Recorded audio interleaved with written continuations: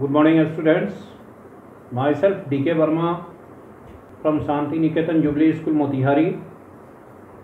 Students, this is our second lecture class from Chapter 2 Federalism in Civics, class 10th. Students, we have already studied about federalism in the first lecture class with the topics which are given here. What is federalism? Key features of federalism, such as two or more levels of the government in a federal system of the government, different levels of the government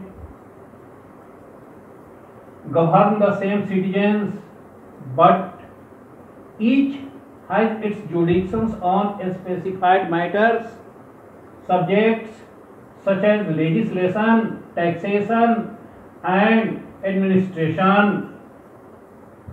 Their jurisdictions are specified in the Constitution also.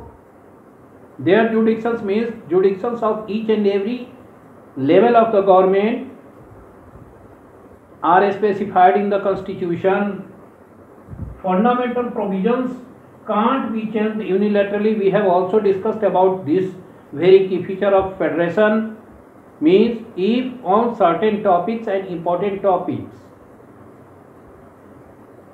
there are some chances of the changes in the Constitution, then those changes can be made only by the equal efforts of the central government and state governments, by making laws, by amending laws.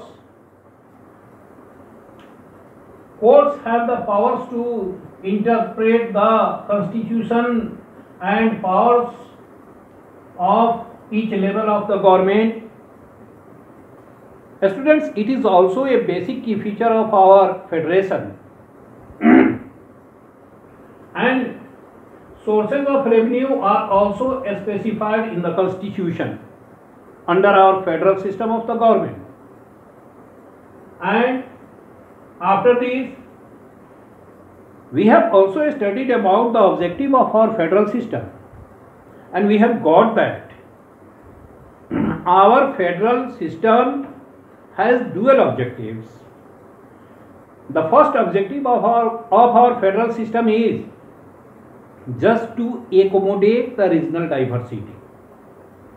Here regional diversity means just how to recognize and give respect to each and every caste, religion, language, culture, civilization. And the second objective of our federal system is just to accommodate our society and just to promote unity and integrity of the country. So we have already studied about all these basic features of our federal system, students, in our first lecture class from chapter 2 civics, that is federalism. But after this, in this very class, from the same chapter, from the same topic, we have to study some basic points. We have to study some basic subjects of study, students here, and they are coming together federation and holding together federation. Students, whenever we are discussing about federation, we come to know that in whole of the world federation is of two types, and they are coming together federation and holding together federation. Students, there are some basic differences between coming together federation and holding together federation. Whenever we come to know about basic features of coming together federation and holding together federation, students, we come to know about the historical backgrounds where these two different types of federation originated in whole of the world. So some certain historical backgrounds are responsible for the creation of these two different types of federations in whole of the world. Students, in today's lecture class, let us begin with these two different types of federations in whole of the world. The first one comes here as coming together federation. Students, coming together federation is a type of federation that is found in the USA, Australia and Switzerland. We have to know about the historical background where this very type of federation was created in those countries. Let us take an example from the USA. Students, we already know that in the past USA, then America was ruled by the British. America was the colony of the Britain. And there were 13 different colonies ruled out by the British. After a long period of their rule, the citizens of America felt that they must unite themselves for the sake to fight against the British and just to make the country free from the British clutches. And it was the year 1773-74 when all the people of the 13 different colonies of America got together for the sake of freedom from the British, because then America was the British colony. 13 different British colonies were established there, and they all got together. They organized themselves, fought against the British colony, and after their greater efforts, they became free from the British colony. Now there was a question how to form the nation, how to make the constitution of the country. So this very responsibility was also looked after by the people of America.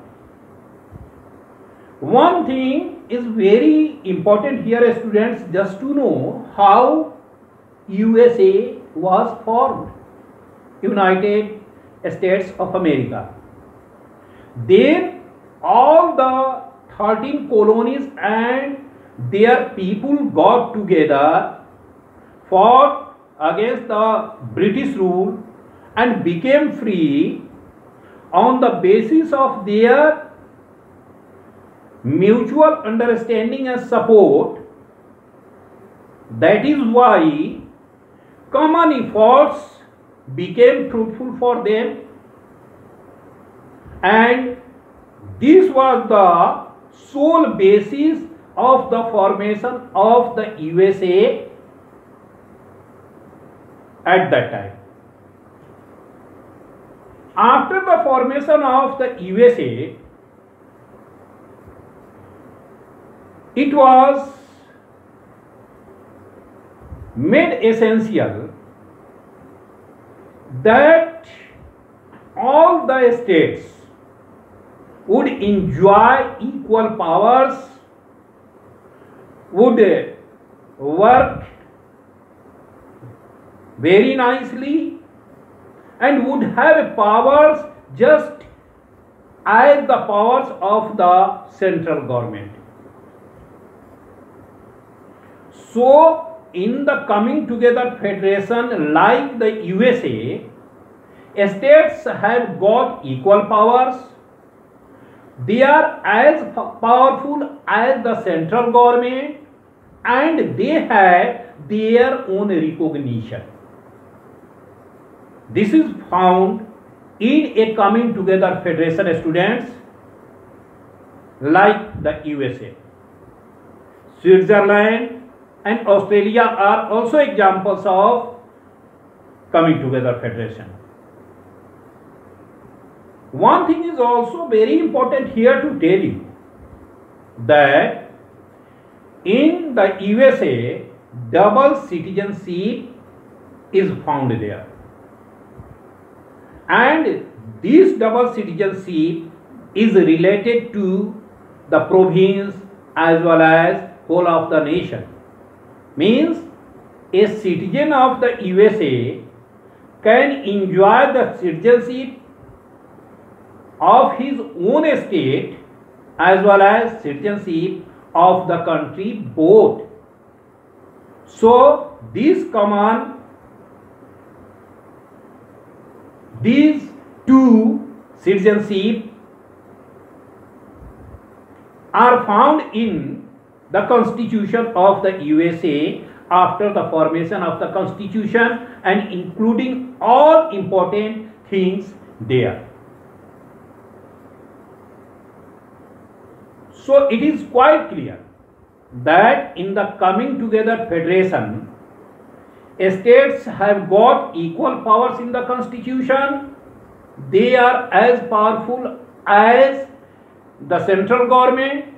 They have got their resources, powers in the Constitution to enjoy and work for the development.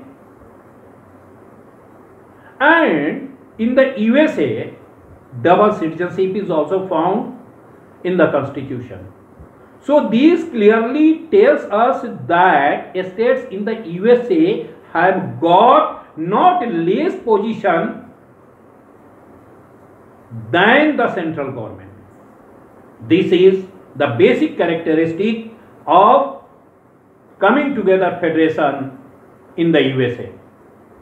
And after that, students, we have to differentiate holding together federation from coming together federation.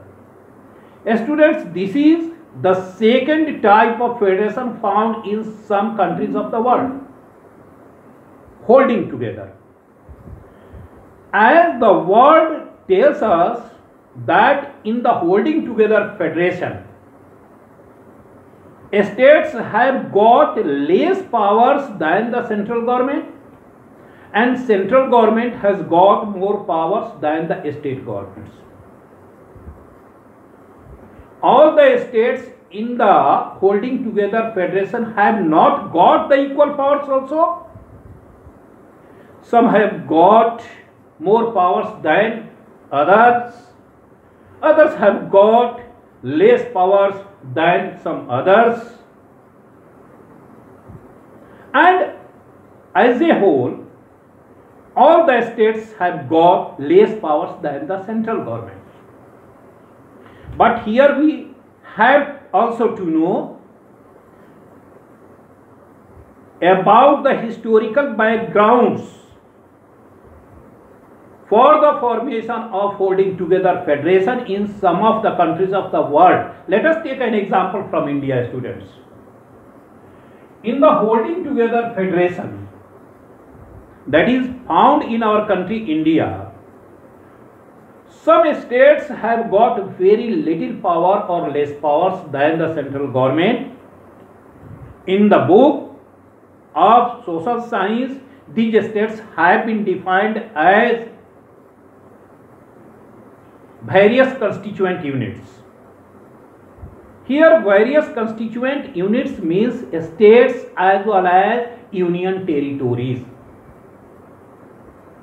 Students, it is quite clear that in a federal system of the government, there must be at least two levels of the government, central government and state governments, that we have earlier studied in details. But here we have basically to focus on what is holding together federation and where it is found in the world? The answer is very clear. Holding together federation is found in India, Spain and Belgium. Let us take an example from India and the historical background responsible for the formation of holding together federation in India. As students, we already know that India was ruled by the British for about 200 years, directly or indirectly. And whole of the system was made and applied in India as per the wish and aspiration of the British. But whenever India was about to become free, it was felt necessary, students, that some of the states which wanted to be free from India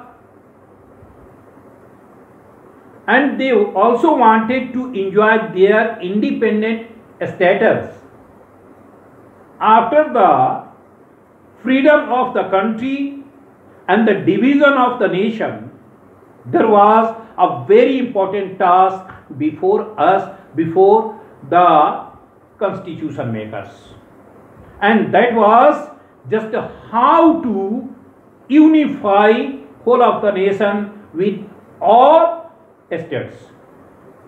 And this was a very tough task, students. This was made possible by the greater will of our government, especially by our Home Minister Sardar Vallabhbhai Patel. Then Junagadh, Jammu Kashmir and Hyderabad Nizam wanted to be free from Indian Federation. They wanted to enjoy their position independently. Pakistan was made as a separate nation on the basis of religion. So this was a great problem before the policy makers, the government, about how they could unify those states like Junagadh, Hyderabad Nizam and Jammu Kashmir. And this was made possible, students. Then, with the greater efforts and greater willpower of our government and especially the willpower of our Home Minister Sardar Vallabhbhai Patel, Jammu Kashmir, Junagadh and Hyderabad Nizam were made parts of Indian Federation. This was a very tough task, but this very tough task was made easier and they became part and parcel of our federal system. This was the main reason just to adopt a federation in the form of holding together federation. Because those states could not be given more powers than the central government or just parallel powers as the central government. That is why, as per condition prevailing at the time, some states were given less powers, very less powers, not the equal powers together, but it was made essential for whole of the states just to enjoy their jurisdictions less than the powers and jurisdictions of the central government, so that our unity and integrity could be made better and stronger. And this was made possible, students. So it is very clear that in a holding together federation, central government has more powers, state governments have less powers or little powers, and in some matters central government has powers in the constitution in whole of the country to enjoy and work for the unity and integrity of the nation and for the development of the citizens and society. So students, we have already got the differences between coming together federation and holding together federation, and once again I would like to tell you that India, Spain and just some other countries are examples of holding together federation. After this, a topic comes here for discussion, students, and that is jurisdiction. That is jurisdiction. In Hindi it is known as Kshetradhikar, but we have to define it. Students, jurisdiction is the legal field of someone or some organization on some matters or fields regarding powers, taxation, legislation, etc. We have already discussed, students, about jurisdictions of the state governments as well as central government, and we have come to know that in the constitution central government have got more powers than the state governments on some subjects, and state governments have got little powers or less powers than the central government. So jurisdictions are the legal fields of work of a person, organization, government, etc. on some fields regarding legislation, taxation and administration, etc. In the constitution, jurisdictions of the central government are specified as well as jurisdictions of the state governments are specified. After this, students, we have to know about another topic that is very important for the discussion here, and that is what makes India a federal country. What makes India a federal country? After whole of the discussion from this chapter federalism, class 10th civics chapter 2, it is now quite clear that India is a federal country, but we have to prove legally how India is a federal country. Students, India is a federal country because in the constitution, in favor of our federal structure and system of the government, there have been made three important lists of work in favor of the central government, state governments, and these three lists are just like evidences to tell us that India is a federal country. And in this regard, we have to know about the union list.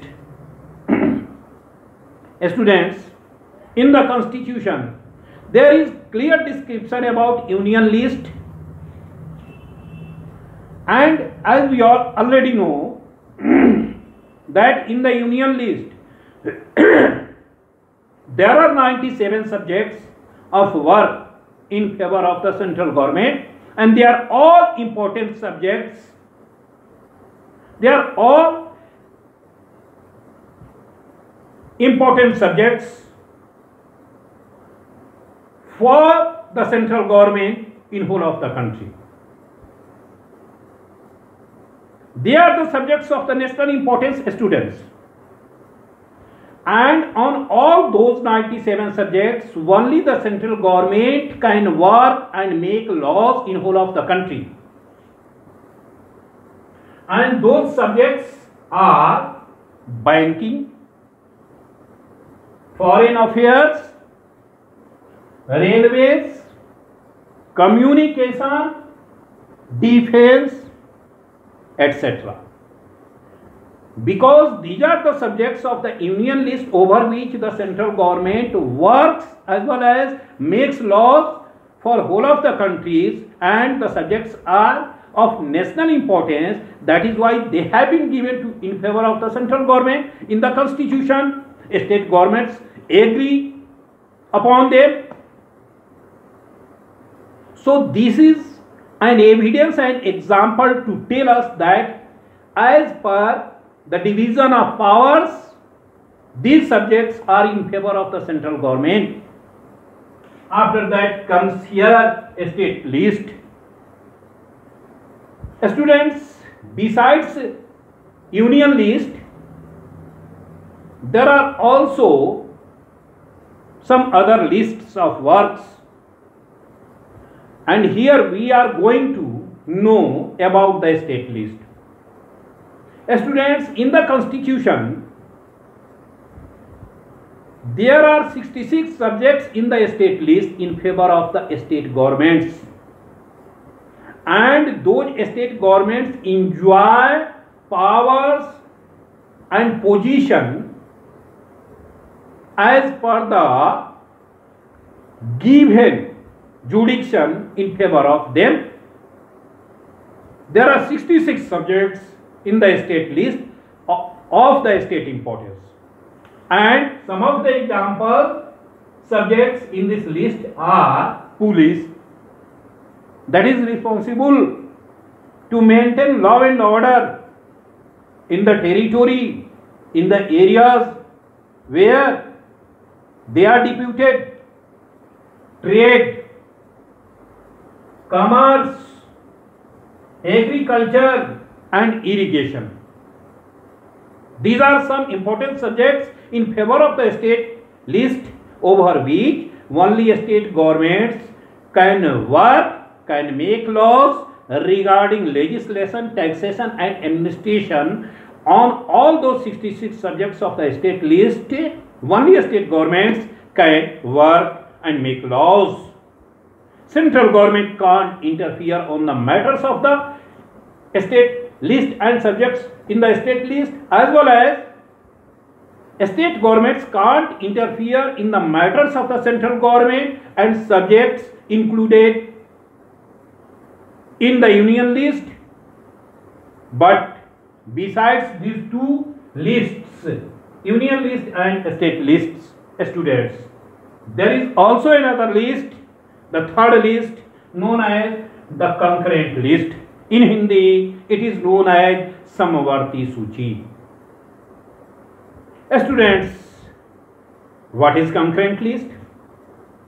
Our constitution makers made this list very essential and included some of the important subjects of work under this list, such as forest, education, trade union, marriage, adoption and succession in favor of both the levels of the government, central government and state governments.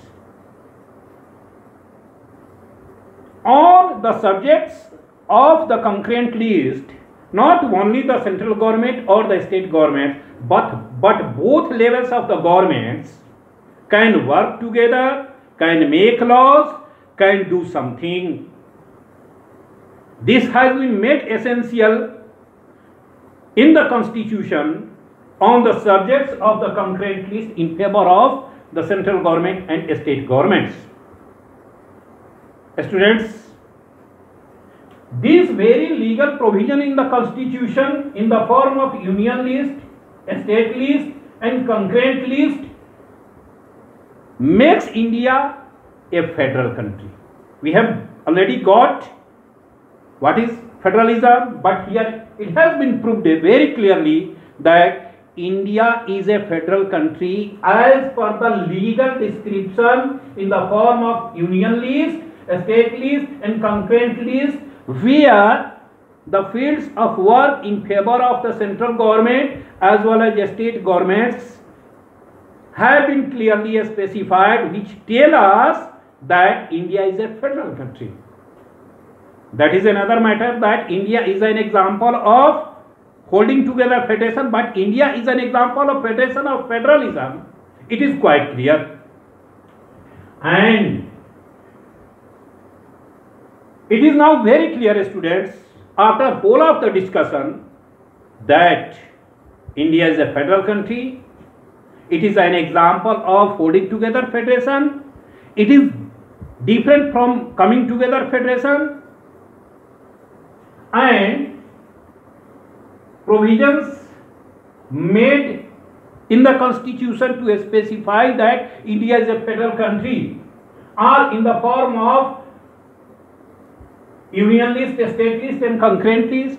But one thing is also here just to tell you that besides these three lists, our constitution makers, students, felt that some of the left subjects were there which were not included in any of the lists given here, such as computer, internet. So it was made